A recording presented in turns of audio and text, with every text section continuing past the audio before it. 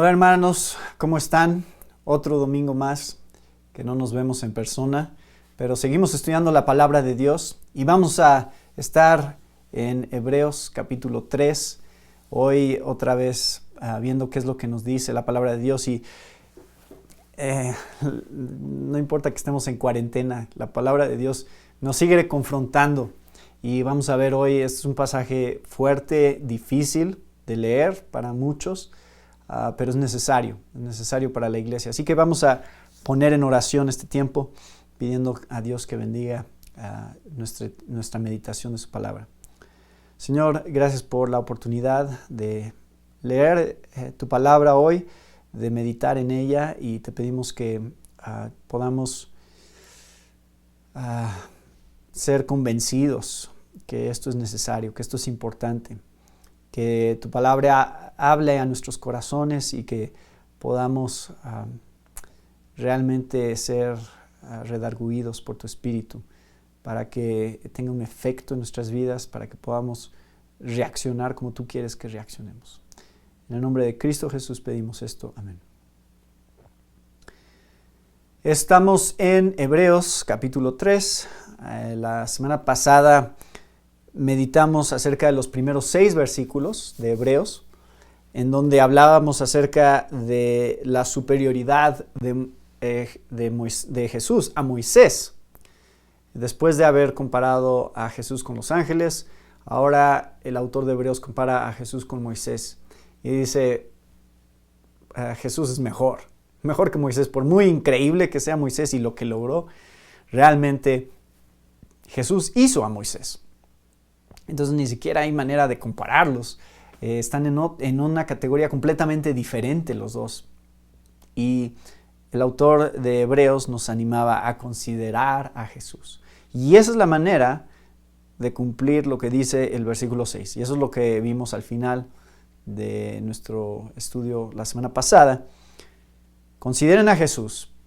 ¿Para qué? Pues para que retengan firme hasta el final la confianza y el gloriarse en la esperanza. Si ustedes hacen eso, entonces son casa de Dios. Si no hacen eso, entonces no son casa de Dios. Y ese es el enfoque, esa fue la exhortación del domingo pasado, a considerar a Jesús, a considerar quién es Él. A pesar de que el autor de Hebreos nos dio un ejemplo positivo en Moisés, lo cual otra vez va a venir más ejemplos positivos a lo largo de todo el libro, pero a pesar de que Moisés surge como un ejemplo positivo a seguir, no usa a Moisés como el punto de partida o el punto en donde tenemos que fijarnos para cambiar nuestra conducta, para perseverar. Usa a Jesús como el punto de referencia. Y vimos eso el domingo pasado. Consideren a Jesús. Y hoy vamos a ver ahora un ejemplo negativo de parte del autor de Hebreos en el pueblo de Israel. Entonces, esto es interesante. Va a usar a Jesús, va a usar a Moisés como un ejemplo positivo, pero sin embargo no usa a Moisés como la motivación para que cambiemos, para que seamos santificados. Usa a Jesús como la motivación, el ver a Jesús. Pero ahora, sin embargo, al usar un ejemplo negativo, que es el pueblo de Israel, y su rebeldía contra Dios, y su desobediencia, y su pecado contra Dios. Ahora va a usar un ejemplo negativo, pero sí va a quedarse con ese ejemplo negativo para motivarnos. Aquí sí nos va a decir, fíjense en los israelitas en el desierto. Vamos a leer este pasaje, y esto es lo que quiero compartir con ustedes. Hebreos 3, versículos 7 al 19. Y el tema de hoy es, no endurezcas tu corazón. Dice Hebreos 3, 7. Por lo cual, como dice el Espíritu Santo, si oyereis hoy su voz, no endurezcáis vuestros corazones, como en la provocación, en el día de la tentación en el desierto, donde me tentaron vuestros padres, me probaron y vieron mis obras 40 años, a causa de lo cual me disgusté contra esa generación. Y dije, siempre andan vagando en su corazón y no han conocido mis caminos. Por tanto, juré en mi ira, no entrarán en mi reposo. Mirad, hermanos, que no haya en ninguno de vosotros corazón malo de incredulidad para apartarse del Dios vivo. Antes exhortaos los unos a los otros cada día, entre tanto que se dice hoy, para que ninguno de vosotros se endurezca por el engaño del pecado, porque somos hechos participantes de Cristo, con tal que retengamos firme hasta el fin nuestra confianza del principio. Entre tanto que se dice, si oyeres hoy su voz, no endurezcáis vuestros corazones, como en la provocación. ¿Quiénes fueron los que, habiendo oído, le provocaron? ¿No fueron todos los que salieron de Egipto por mano de Moisés?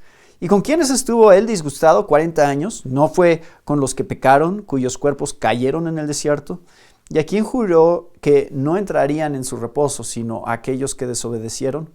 Y vemos que no pudieron entrar a causa de incredulidad. Este es el pasaje que vamos a meditar hoy y vamos a dividir toda esta sección del versículo 7 al 19 en 3 partes, en 4 partes, de hecho. La primera parte vamos a meditar sobre cómo se manifiesta un corazón duro, porque otra vez el tema de este pasaje, la exhortación de este pasaje se encuentra en el versículo 8, no endurezcáis vuestros corazones. Se repite otra vez en el versículo 15. Si oyeres hoy su voz, no endurezcáis vuestros corazones. Entonces, el punto central del autor de Hebreos que quiere que entendamos es, no debemos endurecer nuestros corazones. Ese es el mandamiento. Entonces, vamos a ver primero cómo se manifiesta un corazón duro. Después vamos a ver de dónde viene un corazón duro, cuál es la raíz de un corazón duro. Y después vamos a meditar sobre cuál es la consecuencia de un corazón duro, que está en el versículo 11. Y vamos a seguir viendo eso el próximo domingo, cuando entremos al capítulo 4. Y la última pregunta es, ¿cuál es la solución a un corazón duro? ¿Cuál es la fórmula, la clave que da el autor de Hebreos para evitar un corazón duro? Entonces es lo último que vamos a ver hoy. Esas son las 4 preguntas que nos vamos a hacer y creo que es increíblemente relevante lo que está aquí en este pasaje. Bueno, número 1. ¿Cómo se manifiesta un corazón duro? Esta cita del Antiguo Testamento, y primero déjenme mencionar algo interesante. Esto está en el versículo 7. Dice, por lo cual, como dice el Espíritu Santo. Entonces, una de las primeras cosas que está bien claro para el autor de Hebreos es que el Espíritu Santo es el que inspiró el Antiguo Testamento. Es el Espíritu Santo el que nos habla a través de este pasaje. Ya hemos visto antes que el autor de Hebreos realmente no está citando a los autores directamente. Él está asumiendo que Dios es el que está detrás de ellos. A él no le importa quién está escribiendo tanto como quién es el que inspira lo que se está escribiendo.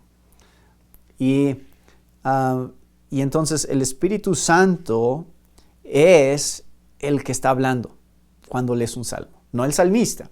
En este caso es el Salmo 95. Y vayan conmigo al Salmo 95, nada más quiero mostrarles qué es lo que está haciendo el autor. Está citando el Salmo 95, que a su vez está citando otra historia. Entonces hay 2 referencias realmente. El Salmo 95, versículos 7 y 8. Si oyereis hoy su voz, es el final del versículo 7. Y el 8 dice, no endurezcáis vuestro corazón como en Meriba, como en el día de Masá en el desierto. Entonces ahí están las 2 palabras en hebreo que hacen referencia a la palabra que usa el autor de Hebreos, que es la provocación y la tentación. La rebelión, Meriba, o la provocación, y la prueba o la tentación, que es Masá. Entonces ahí están esas 2 equivalentes, que a su vez vienen de otra historia del Antiguo Testamento que está en Éxodo 17. Entonces vayan a Éxodo 17, porque quiero que vean cuál es la historia que está citando el autor de Hebreos. El autor de Hebreos está citando Salmo 95, que a su vez está citando la historia o recordando a su audiencia la historia de Éxodo 17. ¿Qué pasó en Éxodo 17? Vean, están familiarizados probablemente ya con lo que pasó aquí. Dios le mandó a Moisés golpear la roca para que saliera agua. Toda la congregación de los hijos de Israel partió del desierto de Sin por sus jornadas, conforme al mandamiento de Jehová, y acamparon en Refidim. Y no había agua para el pueblo, para que el pueblo bebiese. Y altercó el pueblo con Moisés. Ahora, aquí pongan atención a estas palabras, porque esta es la clave. ¿Cómo se manifiesta un corazón endurecido? Altercó el pueblo con Moisés y dijeron, danos agua para que bebamos. Y Moisés les dijo, ¿por qué altercáis conmigo? ¿Por qué tentáis a Jehová? Esta es la parte de la tentación. Así que el pueblo tuvo ahí sed y murmuró contra Moisés y dijo, ¿por qué nos hiciste subir de Egipto para matarnos de sed a nosotros, a nuestros hijos y a nuestros ganados? Entonces clamó Moisés a Jehová diciendo, ¿qué haré con este pueblo? De aquí a un poco me apedrearán. Y Jehová dijo a Moisés, pasa delante del pueblo y toma contigo de los ancianos de Israel y toma también en tu mano tu vara con que golpeaste el río y ve. Y aquí yo estaré delante de ti allí sobre la peña en Horeb y golpearás la peña y saldrá de ella aguas y beberá el pueblo. Y Moisés lo hizo así en presencia de los ancianos de Israel y llamó el nombre de aquel lugar Masá. Ahí está, eso es lo que está en el Salmo 95, y Meriba. Por la rencilla de los hijos de Israel y porque tentaron a Jehová diciendo, ¿está pues Jehová entre nosotros o no? Entonces vemos aquí una situación, están denunciando, el altercado están demandando de Moisés, están exigiendo sus derechos, sus privilegios delante de Moisés, que ellos creen que merecen y lo que ellos creen que Dios debería de hacer por ellos.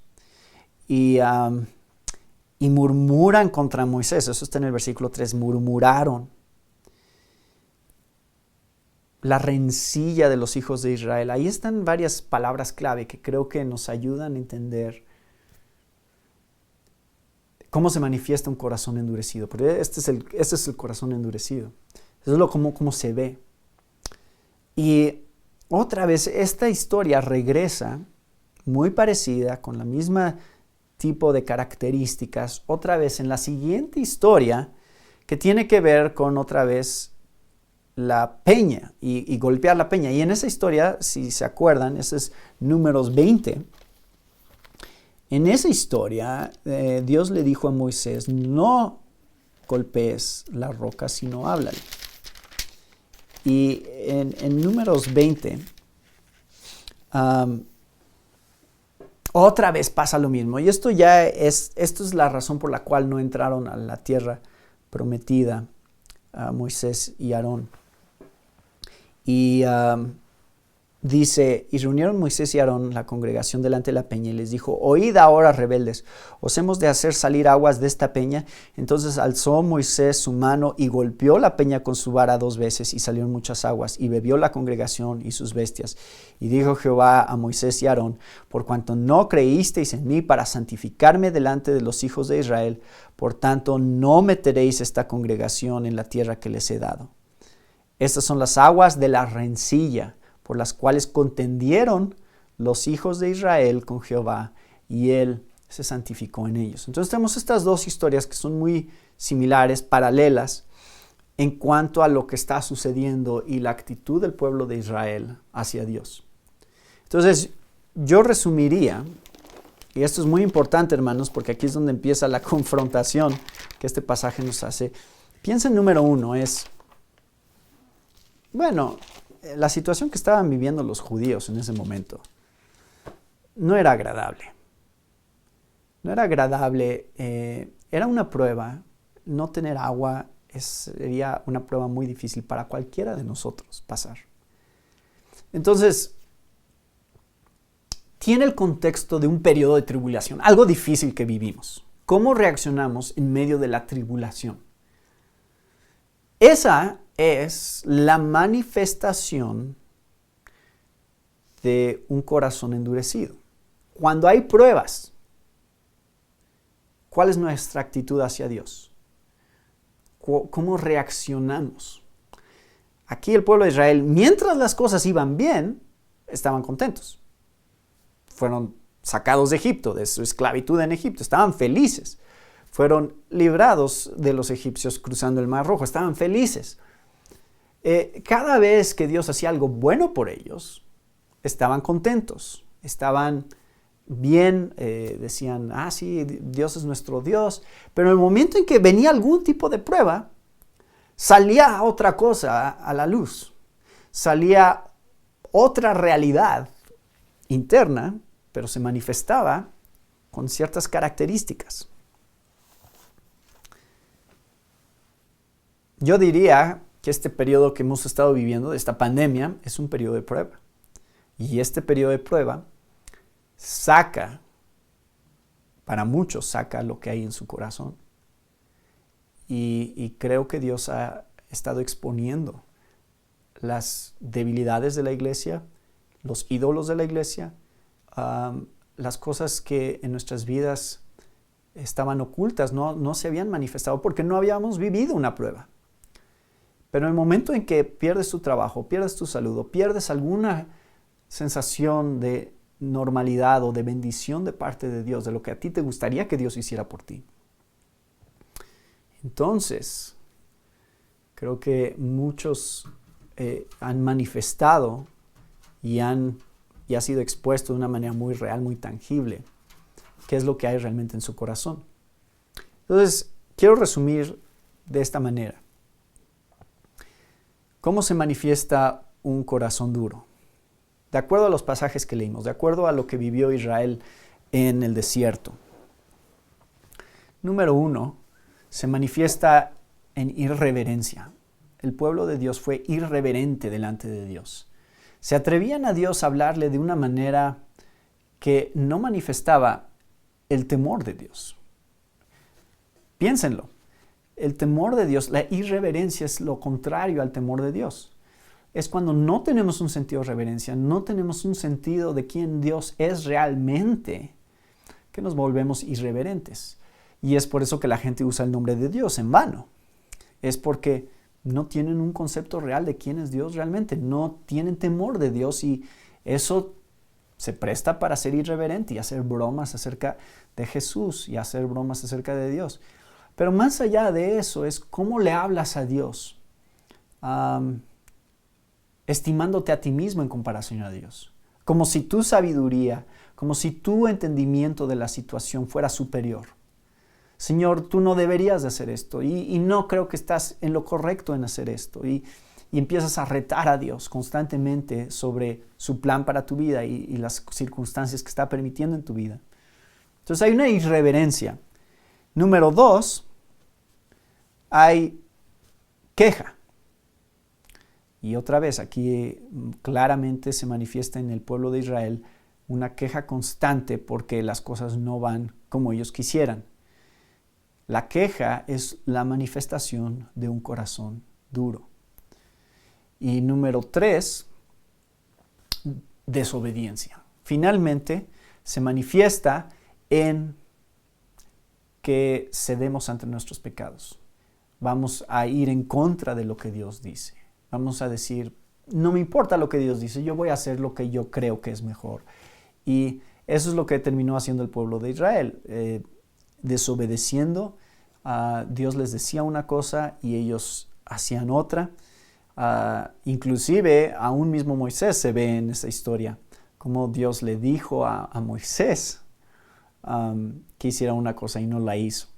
El enfoque ahí no es Moisés, es el pueblo, pero el punto es que al final del día, cualquier dureza que haya en nuestro corazón se va a terminar manifestando como desobediencia ante la ley de Dios, ante los mandamientos de Dios, ante lo que sabemos que Dios quiere de nosotros. Vamos a terminar diciendo, bueno, no me importa, yo de todas maneras voy a hacer lo que yo quiero. Y por último, quiero mostrarles, y este es el énfasis creo que de este pasaje de Hebreos. Hebreos es un libro sobre la perseverancia de los santos. En gran parte vamos a ver ese tema recurrente una y otra vez. Ya lo vimos en el versículo 6, donde habla de cómo somos casa de Dios si es que retenemos firme hasta el final la confianza y el gloriarnos en la esperanza. Entonces, hay una exhortación hacia la perseverancia. Entonces, ¿cómo se manifiesta un corazón duro? Y quiero que sea el énfasis aquí, es en la falta de perseverancia. Para el autor de Hebreos, la falta de perseverancia es la principal manifestación de un corazón duro. El pueblo de Israel no perseveró. Estuvo ahí por periodos de tiempo como si fueran fieles a Dios, como si fueran obedientes a Dios, pero al final no perseveraron. Y para el autor de Hebreos ese es el tema, que es la prueba final, la prueba más clara de que alguien realmente pertenece a la familia de Dios, de que alguien realmente no ha cedido ante un corazón endurecido. Este tema de la perseverancia regresa en el versículo 14. Otra vez hay una cláusula condicional aquí. Porque somos hechos participantes de Cristo con tal que retengamos firme hasta el fin nuestra confianza del principio. Entonces, ¿cómo sabemos que somos hechos participantes de Cristo? Bueno, si retienes firme hasta el fin tu confianza. Así es como sabes que has sido hecho participante de Cristo. ¿Cómo sabes que eres casa de Dios? Versículo 6. Si retienes firme hasta el fin la confianza. Entonces, para el autor de Hebreos, la perseverancia es la manifestación de que un corazón no ha sido endurecido. Si un corazón ha sido endurecido, no van a perseverar. Si quieren entender estos dos versículos, estas dos advertencias, versículo 6 y versículo 14, piénsenlos negativamente. Si no retienen firme hasta el fin la confianza y no se glorían en la esperanza, no son casa de Dios. O, versículo 14, si no retienen firme hasta el fin su confianza desde el principio, no han sido hechos participantes de Cristo. Entonces, esa es la manera en la cual el autor de Hebreos nos está tratando de explicar. No es que la condición cambia nuestro estado, es que la condición comprueba nuestro estado. Es decir, esta cláusula condicional no es que tú puedas ser casa de Dios y después dejar de ser casa de Dios. Es que si eres casa de Dios, vas a retener firme hasta el fin la confianza. No es que si eres hecho participante de Cristo, puedes dejar de ser hecho participante de Cristo. Es que si retienes firme hasta el fin, entonces eres hecho participante. Y la clave está piensen en qué tiempo está. Dice, versículo 6, somos, la casa de Dios somos nosotros. Entonces eso está en el presente. No dice, si retenemos firme hasta el fin la confianza y gloriarnos en la esperanza, seremos casa de Dios. Dice, somos casa de Dios, sí retenemos. En otras palabras, la única manera de saber nuestra condición presente es a la luz de la carrera final, de cómo llegamos hasta el final. Pero ya es una realidad ahorita. Ese es el punto. No es que va a ser una realidad algún día. Ya es una realidad. Es lo mismo en el versículo 14. Porque somos hechos participantes de Cristo. Eso también está en el presente. Es la acción progresiva del presente de Dios en nuestras vidas. Somos hechos participantes hoy. Si es que retienes firme hasta el fin tu confianza. Lo cual significa que las evidencias del futuro van a mostrar la verdadera realidad del presente. Espero que entiendan lo que estoy tratando de decir. Esto es importante. Esto es la doctrina de la perseverancia de los santos. Y va a estar en todo el libro de Hebreos. Vamos a encontrar esta doctrina a lo largo de todo el libro. Vayan conmigo nada más rápido por si no se acuerdan. Ya vimos, por ejemplo, en el capítulo 2, versículo 1. Por tanto, es necesario que con más diligencia atendamos a las cosas que hemos oído, no sea que nos deslicemos. O sea, que no perseveremos. Si quieres perseverar, tienes que atender con diligencia las cosas que has escuchado. No las desprecies. La perseverancia otra vez, ahí estaba en el capítulo 2. Vean en el capítulo 6. Y recuerden, el capítulo 2, cuando lo vimos, hablamos acerca de ir con la corriente. De la manera que un barco se lleva a la corriente es la apatía, el no hacer nada, el que nos lleva a alejarnos de Dios.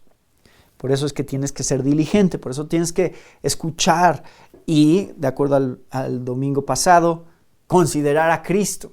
Entonces es una acción continua la que te lleva a perseverar. Capítulo 6, versículos 11 y 12. Dicen, pero deseamos que cada uno de vosotros muestre la misma solicitud hasta el fin, para plena certeza de la esperanza, a fin de que no os hagáis perezosos, sino imitadores de aquellos que por la fe y la paciencia heredan las promesas. Otra vez, perseverancia. Vean en el capítulo 10, versículo 23. Dice, manténganse firme. Mantengamos firme, sin fluctuar la profesión de nuestra esperanza, porque fiel es el que prometió. Después, en el versículo 35, dice, no perdáis pues vuestra confianza, que tiene grande galardón, porque os es necesaria la paciencia para que, habiendo hecho la voluntad de Dios, obtengáis la promesa.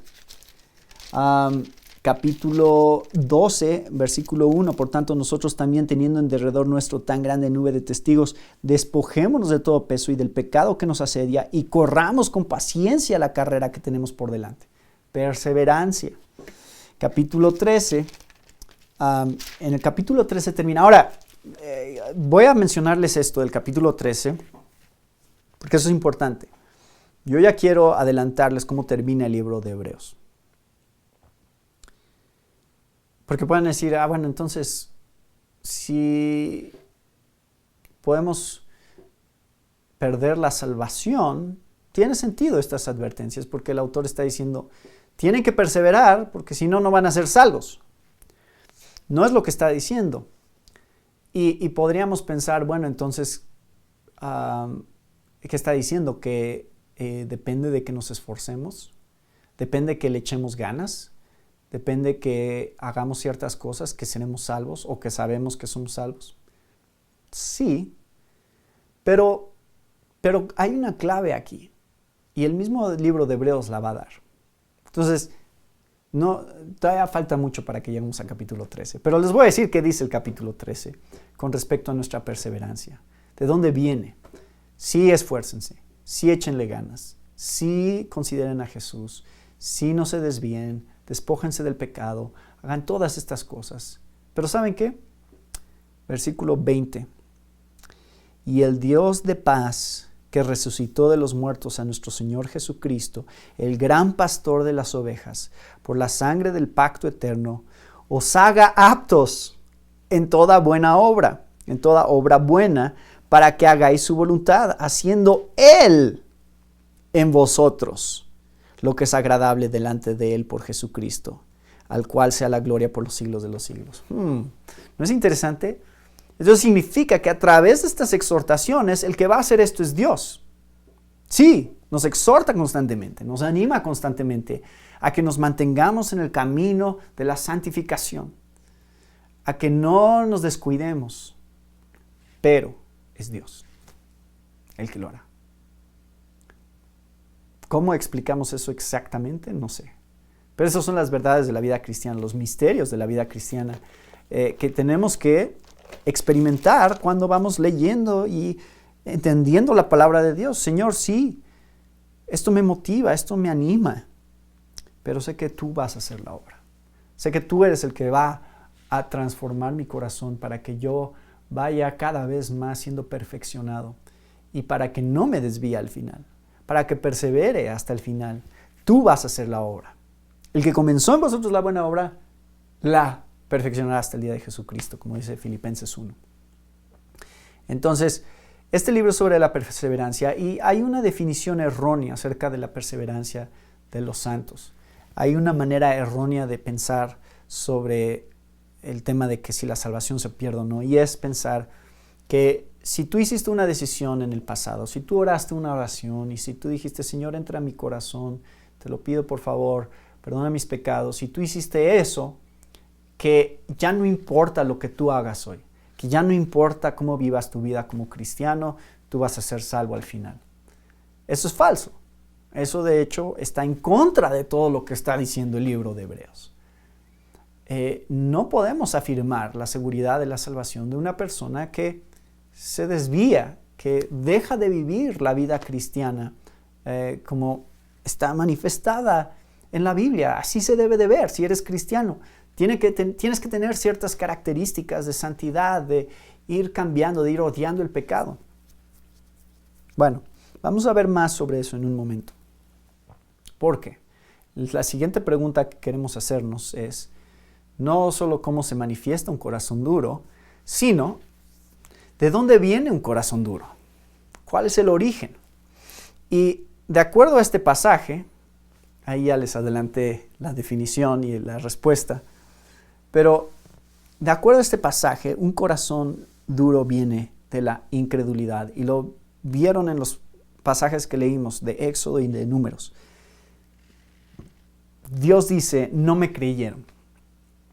Ese es el problema.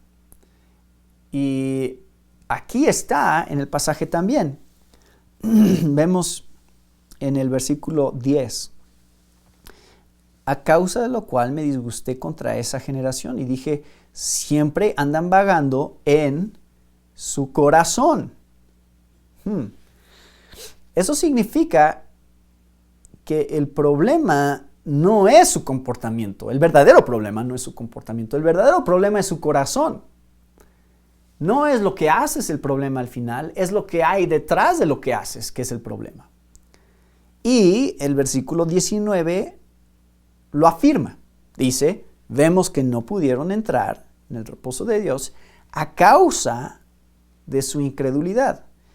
El problema es un problema de corazones. ¿Qué es lo que piensas acerca de Dios?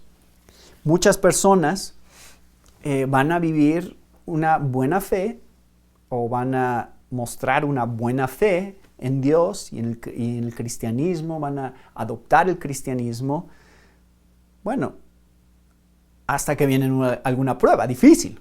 Entonces, esa fe se disuelve en incredulidad. Entonces, la dureza de corazón se origina en la incredulidad y produce irreverencia delante de Dios, produce queja delante de Dios, produce desobediencia delante de Dios. Son estos patrones de nuestra conducta que vemos en el pueblo de Israel: negativismo, murmuración, pelear, desobediencia. Al final del día, eso es como se ve, pero no es el problema. Ese no es el asunto, dice Dios. El asunto es incredulidad. Mateo 13, versículo 20 y 21 dice, y aquel en quien se sembró la semilla en pedregales, esta es la parábola de los tipos de tierra, este es el que oye la palabra y enseguida la recibe con gozo, pero no tiene raíz profunda en sí mismo, sino que solo es temporal, y cuando por causa de la palabra viene la aflicción o la persecución, enseguida tropieza y cae. Por eso decía, es la tribulación en nuestras vidas lo que manifiesta qué tipo de corazón realmente tenemos, qué tipo de fe realmente tenemos. Y la incredulidad es el verdadero problema. Quiero que piensen, ¿qué tipo de corazón está manifestando nuestra conducta? ¿Hay incredulidad en nosotros? Creo que sí hay algo de incredulidad en todos nosotros, pero hay un tipo de incredulidad con la que luchamos y que al final del día Dios corrige. Y hay un tipo de incredulidad que es profunda y que es la verdadera esencia de nuestro corazón y de la verdadera esencia realmente de nuestra fe. Es decir, no es una fe real, solo es aparente. Por lo cual, cuando viene un momento de prueba, sale esa incredulidad, y esto es lo como quiero definirla. A veces pensamos que incredulidad es simplemente no creer que Dios puede hacer algo y ya. Va más allá. La verdadera incredulidad, esto es como la defino. Aquí tienen una definición que creo que nos ayuda. Incredulidad es no creer que Dios es realmente bueno y más sabio que nosotros, y por lo tanto no es digno de que confiemos en Él y en su soberanía para obedecerlo, especialmente cuando es difícil obedecerlo. Entonces, si ven, todos dicen que creen en Dios. Nadie va a decir, no, yo no creo en Dios. Bueno, algunos a lo mejor, pero la mayoría de personas no nos diría eso. Puedes hablar con cualquier católico o cualquier otra persona, probablemente te va a decir que cree en Dios. No admitiríamos incredulidad en nuestra vida. Pero cuando nosotros escogemos hacer lo que va en contra de la voluntad de Dios, intencionalmente, y no nos importa lo que Dios dice, y decimos, sí, eso es anticuado de la Biblia, o eso no es relevante para mí, o eso no importa, o eso no afecta. Entonces realmente no le creemos a Dios. Si Dios nos dice que la pureza sexual es importante, entonces ¿por qué no la vivimos? Bueno, porque no le creemos a Dios. Porque es incredulidad. Hay un libro de John Piper que se llama Batallando contra la incredulidad, y una serie que hizo sobre eso también pueden encontrarla en línea en Deseando a Dios, e inclusive hicimos los audios de esa serie de Batallando contra la incredulidad, y él muestra en esa serie, esa es una de las series que más me ha impactado a mí, porque nunca lo había visto desde ese ángulo. Él muestra cómo todos los pecados en nuestra vida, las cosas con las que batallamos, todos tienen su raíz en la incredulidad. Entonces, todos luchamos contra la incredulidad, pero hay un nivel de incredulidad que manifiesta un corazón no arrepentido en una manera en la cual, como vamos a ver en el libro de Hebreos, nunca hubo salvación, nunca hubo verdadera fe y no hay esperanza. Porque ya es una incredulidad que es la base de la vida, es la manera en que viven sus vidas. Y con el pueblo de Israel, ¿no es interesante? Con el pueblo de Israel, ¿qué es lo que los llevaba a murmurar contra Dios? ¿Qué es lo que los llevaba a quejarse? Empezaban a hablar de Egipto y a extrañar Egipto. Y Egipto es simbólico aquí en nuestras vidas, y de acuerdo a la palabra de Dios, de nuestra antigua vida, de la vida que nos esclavizaba, la vida en pecado. Y vamos a ver algunos ejemplos del Nuevo Testamento en un momento, pero cuando empezamos a extrañar eso, cuando empezamos a decir, bueno, pero no es tan malo, y la verdad lo prefiero eso que tenía yo antes a lo que tengo ahora, porque antes disfrutaba de la vida más. Antes cedía a la pornografía y no me sentía culpable sobre la pornografía. Antes hacía estas cosas, o antes podía tener relaciones sexuales con alguien con el que no estuviera casado y no me provocaba ningún problema. Y entonces empezamos a pensar y a añorar. ¿Qué? ¿Es el pecado atractivo nuevamente para ti? ¿Es la vida que antes tenías sin remordimiento, sin lucha, atractiva para ti? ¿Extrañas Egipto? Los judíos decían, es que aquí es puro maná y maná y maná, pero allá teníamos melones, teníamos toda clase de comida. ¿No preferiríamos estar allá, bajo el mando de Faraón, en lugar del de Dios? Esa es la incredulidad de la que está hablando el autor de Hebreos. Todos, hermanos, Ese pasaje es tan relevante, porque sí conocemos historias así.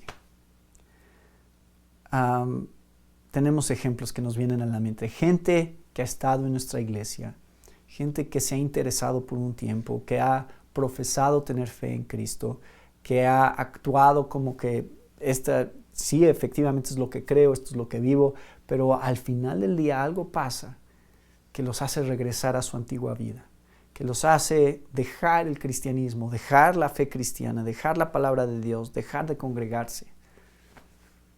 Esa es la categoría de gente de la que está hablando este pasaje. Tengo un amigo, bueno, no es amigo cercano, solo es alguien que conozco. Y acabo de enterarme que predica o ha predicado y ha hecho muchas cosas en el ministerio. Y acabo de enterarme que decidió divorciarse de su esposa. Y fue triste porque aunque no lo conozco muy bien, pero otra vez me dice eso, que tú puedes estar mucho tiempo en el ministerio, tú puedes hacer muchas cosas en servicio de Dios, tú puedes decir lo correcto, pero tarde o temprano, y esto es lo que le pasó a él, creo, viene un momento de prueba, en su matrimonio específicamente, y decide divorciarse y no entiendo toda la dinámica de lo que está sucediendo ahí, pero el hecho de que esté decidiendo divorciarse, él es cristiano supuestamente, su esposa es cristiana, se casaron como cristianos, y el hecho de que estén decidiendo divorciarse significa que no le creen a Dios, es incredulidad, es decir, yo no creo, Dios, que lo que Dios unió no lo separe el hombre, y que el quedarme con mi esposa es lo mejor, aunque es lo que me pides, aunque lo que quieres es lo que quieres de mí, la reconciliación. Yo creo que hay otra manera mejor de vivir mi vida. Y acabo de enterarme que efectivamente la razón por la que se está divorciando es porque está interesado en otra mujer, que también se está divorciando casualmente. Entonces, cuando leo esto, es tan real. Estaba pasando, es la preocupación del autor de Hebreos para la iglesia que está leyéndolo. Estos cristianos judíos que están leyendo, cristianos helenistas, judíos que están leyendo, el autor de Hebreos sabe, en algunos de ustedes hay un corazón duro que tiene una raíz de incredulidad y se va a manifestar cuando venga una prueba en sus vidas y no perseveren. Y digan, voy a hacer lo que yo quiero hacer en lugar de hacer lo que Dios me está pidiendo que yo haga. Y ese puede ser el principio del fin. Puede ser el principio de lo que manifiesta que realmente no eras la casa de Dios. Puede ser lo que manifiesta que realmente no había sido hecho participante de Cristo. Esto es duro, esto es severo. Pero es cierto. Y la iglesia de Cristo tiene que estar consciente de esta realidad. De que no todos los que están en el edificio con nosotros los domingos, cuando nos volvamos a reunir, no todos los que estén en el edificio junto con nosotros son parte de la casa de Dios. No todos han sido hechos participantes de Dios. Lo cual me lleva a un punto que voy a mencionar muy brevemente, que es, ¿cuál es la consecuencia de un corazón duro? Y brevemente nada más se los digo, no voy a meterme ahorita mucho en esto porque este va a ser el tema del próximo domingo en el capítulo 4. Pero la consecuencia es la ira y el juicio de Dios, eso está en el versículo 11. Por tanto, juré en mi ira, no entrarán en mi reposo. Y número 2, o más bien la explicación de eso es, no entrarán en el reposo de Dios. Esa es la consecuencia. El reposo de Dios se refiere a la salvación, se refiere a lo que Dios tiene para nosotros en la eternidad, la gloria, la glorificación.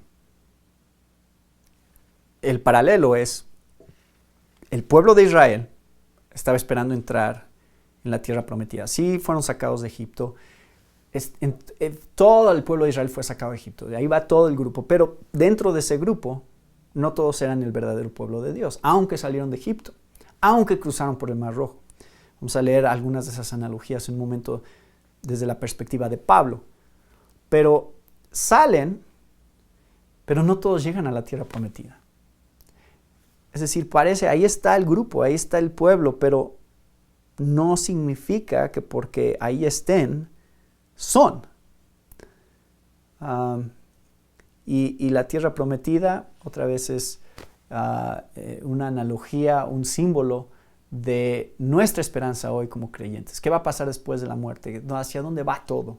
¿Qué va a pasar cuando Jesús regrese y restaure todas las cosas? Esa es nuestra tierra prometida. Es lo que anhelamos, es lo que atesoramos. Esa es la recompensa para sus hijos. Pero no es para todos los que dicen ser hijos de Dios. Solo es para los que realmente son hijos de Dios. Y eso es una realidad interna, una realidad del corazón. Así que voy a irme ya al último punto aquí acerca de este pasaje, que es la pregunta de cuál es la solución para un corazón duro. Porque este pasaje contiene la solución, o por lo menos parte de la solución. Todo el libro de Hebreos va a tratar con este tema de la solución para la perseverancia. ¿Cómo perseveramos? ¿Cómo es que nos mantenemos en el curso? ¿Qué es lo que Dios usa para mantenernos en ese curso hasta el final?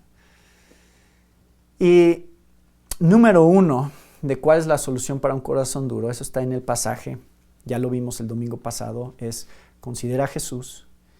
Esa fue nuestra meditación el domingo pasado. Ve constantemente en tu vida la obra, el sacrificio de Cristo por ti, lo que eso significa, el Evangelio. Es un ejercicio constante en nuestras vidas. Pero hoy vamos a ver otro punto que menciona el autor de Hebreos, que es la solución para un corazón duro. Y es, mira tu corazón. Eso está en el versículo 12. Mirad, hermanos, que no haya en ninguno de vosotros corazón malo de incredulidad para apartarse del Dios vivo. Entonces, mira tu propio corazón, examina tu corazón constantemente. No nada más pienses en el pasado, no nada más digas, sí, yo una vez hice una oración, yo una vez entregué mi vida a Jesús. Piensa, hoy, ¿qué hay en mi corazón? Hoy tengo que escudriñar ese corazón y pedirle a Dios que me muestre esta realidad, como dice el Salmo 139. Examina mi corazón, ve si hay en mi camino de perversidad y guíame en el camino eterno. Es una oración constante del verdadero cristiano. Y quiero leerles algunos pasajes que aquí les puse. 2 Corintios 13:5 es una exhortación muy parecida. Dice, poneos a prueba para ver si estáis en la fe. Examinaos a vosotros mismos. ¿O no os reconocéis a vosotros mismos de que Jesucristo está en vosotros, a menos de que en verdad no paséis la prueba? Otra vez, ahí está el tema de la prueba. O 2 de Pedro 1:10. Así que, hermanos, sed tanto más diligentes para hacer firme vuestro llamado y elección de parte de Dios, porque mientras hagáis estas cosas, nunca tropezaréis. Entonces, la pregunta aquí es, ¿qué es lo que atesora mi corazón? ¿Dónde está el verdadero valor de mi vida? ¿En qué radica mi verdadera felicidad? Peleo contra el pecado constantemente. O amo mi pecado y simplemente lo oculto de los demás. Y digo, este es mi tesoro.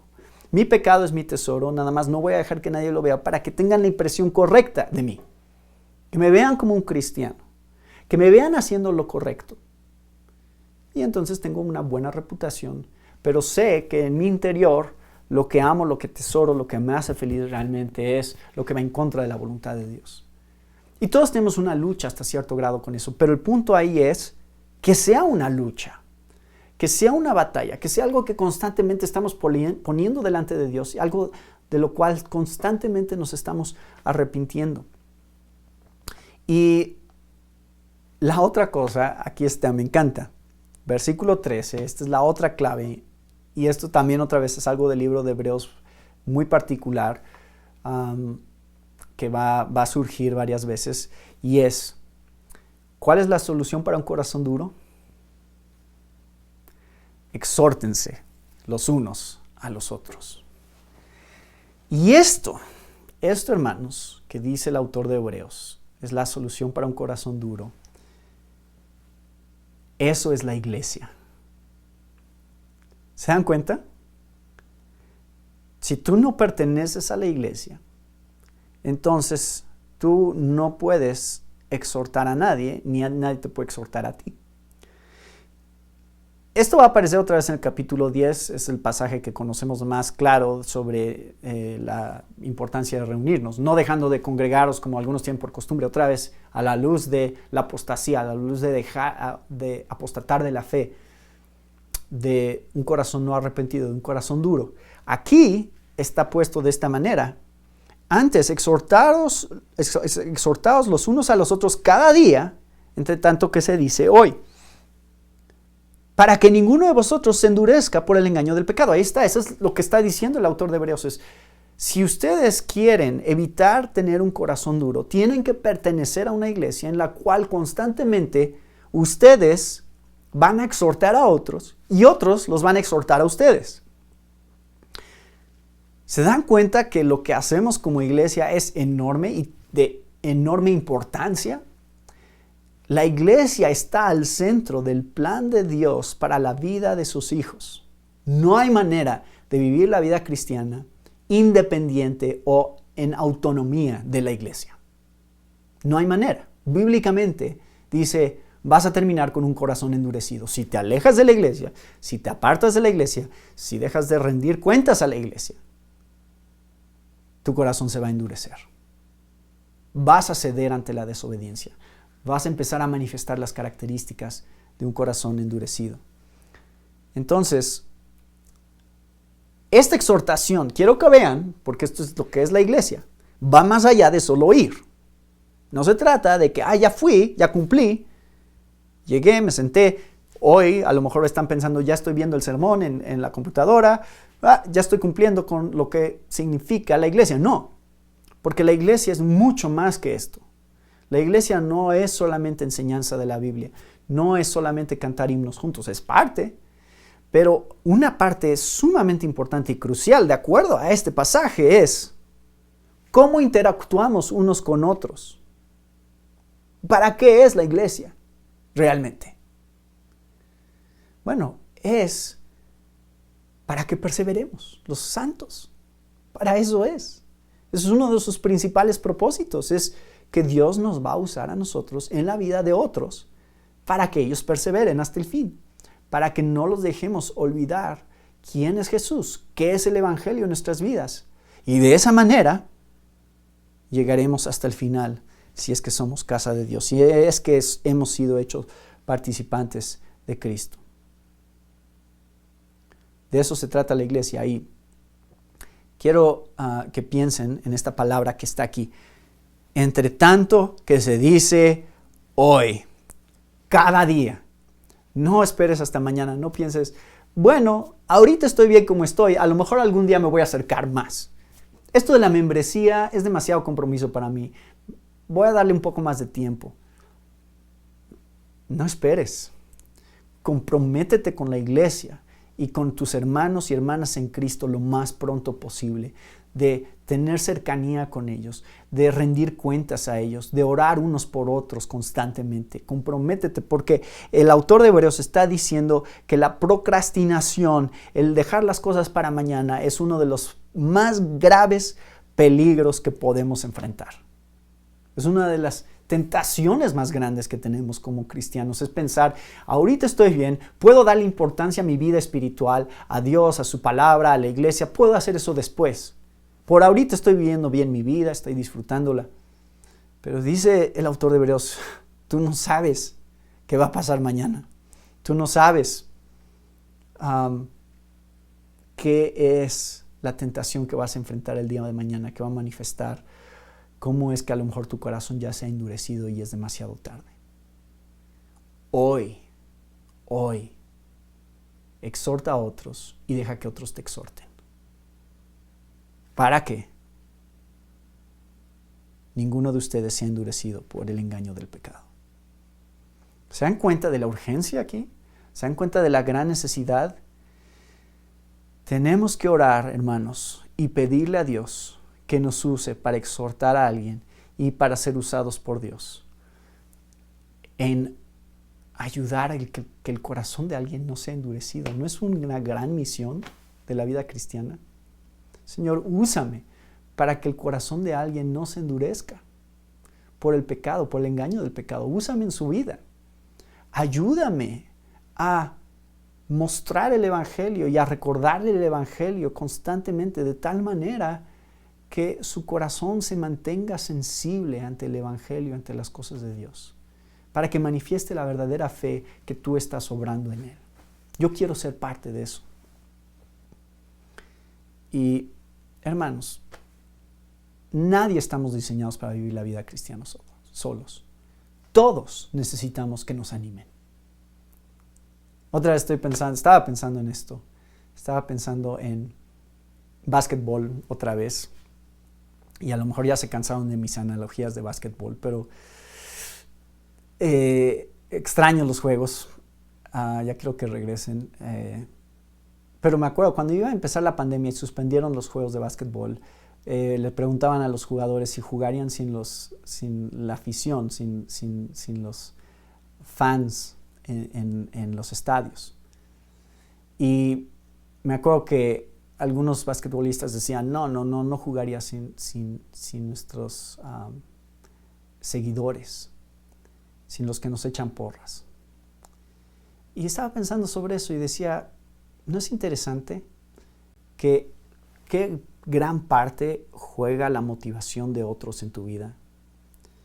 Y a veces esa motivación y ese ánimo de otros viene de Dios. No es malo. No debemos de pensar que cada vez que alguien nos anima, está apelando a mi orgullo, está apelando a mi ego. Puede ser, pero la verdad es que también es parte de la obra que Dios quiere hacer, es que otros te animen. Todos necesitamos ser animados, pero tenemos que formar parte de la iglesia y del cuerpo de Cristo para que puedan animarnos. Si no, no nos pueden animar. Yo tengo que estar dispuesto y buscar eso en mi vida.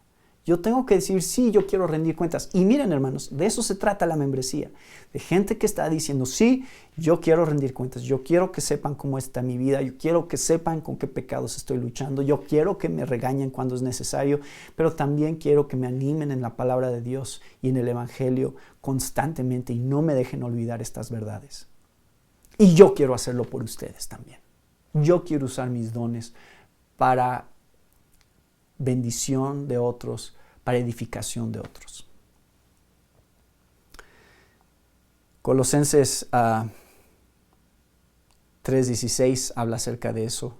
La manera en que ya acabamos de estudiar Colosenses, por eso puse el pasaje aquí, es cómo nos animamos con himnos, con cantos, con oración, cuando nos reunimos. Ese es el deseo de nuestros corazones. Y quiero leerles un pasaje para terminar, y es 1 Corintios 10, 1 al 14, porque este pasaje es paralelo al pasaje que estamos leyendo aquí en Hebreos. Otra vez, hay 6 preguntas con las que termina el autor en los versículos 16 al 18. 6 preguntas que realmente son pregunta y respuesta, o sea, 3 pares de preguntas que son pregunta-respuesta, pregunta-respuesta, pregunta-respuesta. Y eso solamente para mostrarnos qué tan fácil es desviarnos. Usando el pueblo de Israel como ejemplo, nos muestra, es muy fácil que se desvíen. ¿Quiénes fueron los que, habiendo oído, le provocaron? ¿No fueron todos los que salieron de Egipto por mano de Moisés?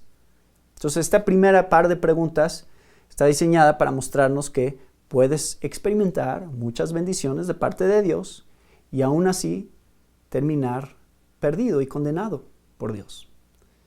No es ninguna garantía las bendiciones originales que experimentas de parte de Dios. El segundo grupo de preguntas, versículo 17, ¿y con quiénes estuvo él disgustado 40 años? ¿No fue con los que pecaron, cuyos cuerpos cayeron en el desierto? Otra vez, ¿cuál es el tema?